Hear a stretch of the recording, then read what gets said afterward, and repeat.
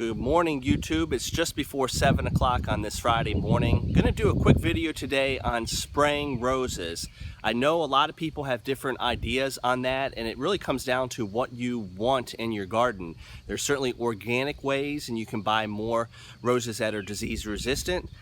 If you're in my case, you're looking to exhibit roses, you're going to have some hybrid teas that need to be sprayed. It just pretty much comes down to that. So we won't get into the spray or no spray argument. What I like to talk about is what I'm doing this morning. Again, everybody does something different. Comment below how you manage your garden with disease and pest, and it will vary during the year. The first tip I like to give, and again, this won't go into too much on what I'm spraying, just some of the precursors I look for when I'm spraying. I usually spray at least once a week, depending on the disease pressure. Again, my goal is exhibition roses.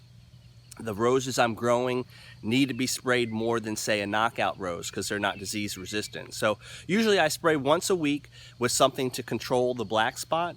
Here in eastern North Carolina, we are extremely humid, so we need to stay on top of it. Once a week, I'll have something called a contact killer. I'll get into that a little bit more. And then every other week, I'll have a systemic that kind of keeps the black spot at bay. As far as insects go, I don't spray for a lot of insects unless it's leading up to a rose show. If I have a couple holes in the leaves, I don't really worry about that too much.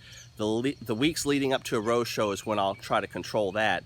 The other thing, in addition to black spot, that I have issues with here where I live are spider mites, and I do have to spray for that based on the weather itself. I mentioned we're just before 7 o'clock in the morning. That's the first thing you should think of when you're doing your spraying. What is the weather like? You don't want to spray right before heavy rain. You don't want to spray in the middle of a hot sunny day. I tend to spray in the evenings when it's cooler and hopefully the wind dies down and we don't have any dew to contend with. This morning is a little bit different. These are some of the potted roses that I've had in my little deck nursery the last couple days.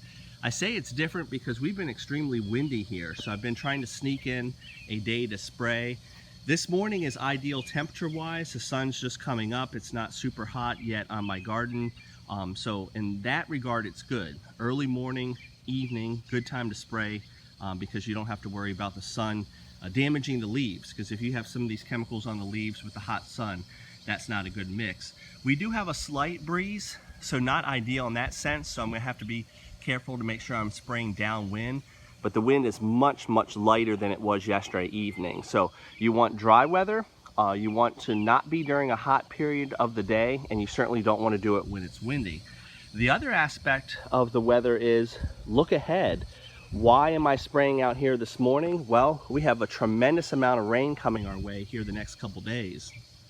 That will increase our chances for black spot. So this morning I'm spraying a contact killer, mancozeb or manzate. I'm also doing propiconazole, a systemic for black spot.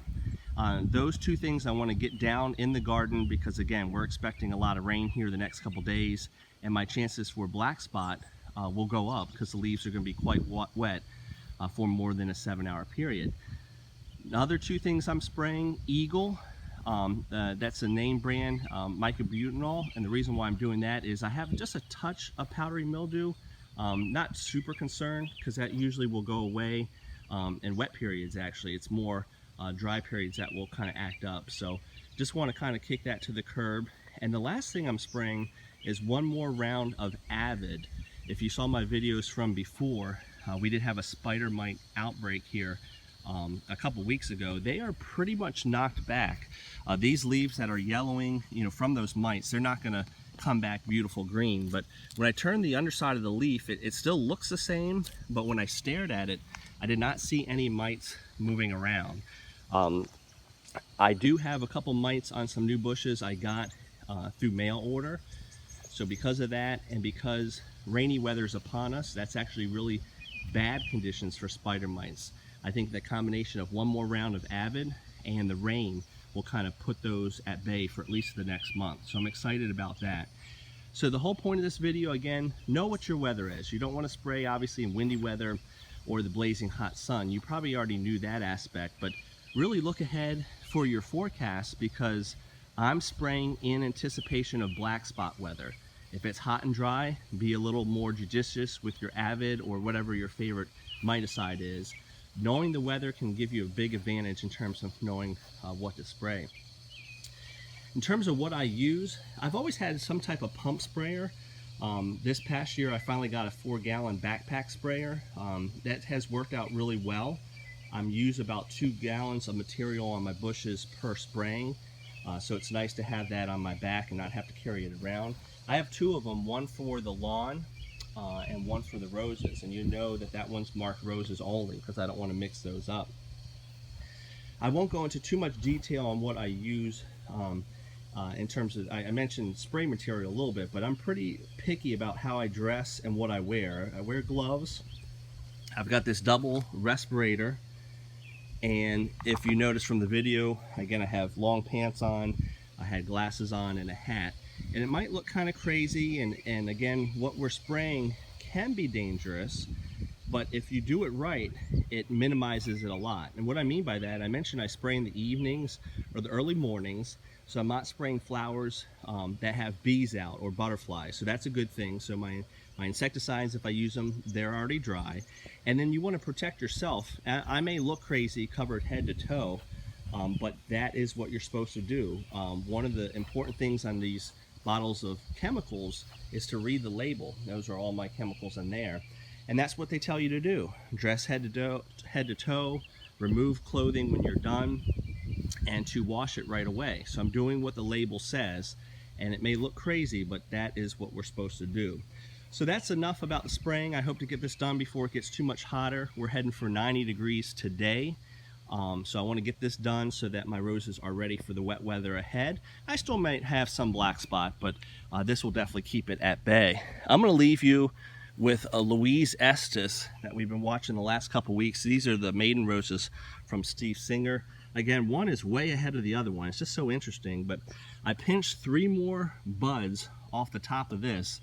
And if you've been following along on YouTube, you can see how big this bush has gotten just from pinching 1 bud off. So I'm really excited. Now I pinched 3 buds off.